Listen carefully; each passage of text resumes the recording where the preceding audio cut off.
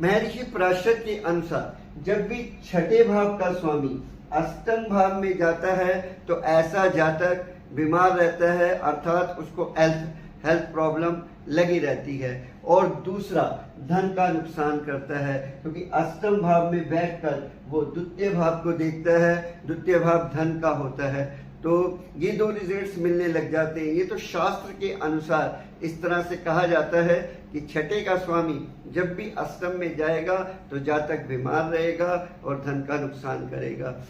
यहाँ पर मैं कुछ और भी नियम बताना चाहूंगा कि जब भी दूसरे ग्रह सूर्य के साथ बैठते हैं या सूर्य को देखते हैं तो वो सूर्य के रिजल्ट में परिवर्तित करते हैं, यानी कि सूर्य का जो रिजल्ट होता है वो चेंज होता रहता है। तो जिसमें सबसे पहला हम नियम जानेंगे विपरीत राजयोग का। जब भी छठे भाव का स्वामी अष्टम भाव में जाता है और अष्टम भाव में जाकर वो नीच का हो जाता है या पाप प्रभाव में हो जाता है तो ऐसी स्थिति में एक विपरीत राजयोग बन जाता है।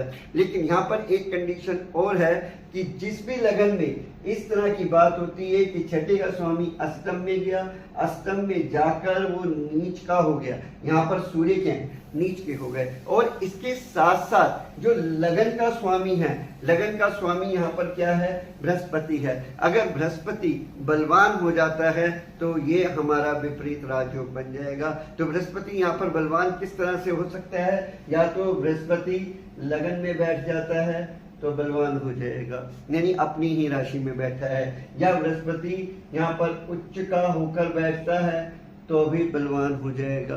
बृहस्पति नवम भाव में बैठता है और पंचम दृष्टि से अपने ही भाव को देखेगा तो ऐसी स्थिति में बृहस्पति बलवान हो जाएगा।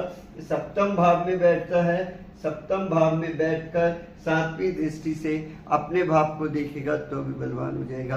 कहने का तात्पर्य ये है कि जब भी छठे का स्वामी अष्टम भाव में जाता है, अष्टम भाव में जाकर नीच का हो जाता है या पाप प्रभाव में हो जाता है और उसके साथ ही साथ उस लगन का स्वामी बलवान हो जाता है तो ऐसी स्थिति में एक विपरीत राजयोग बन जाता है।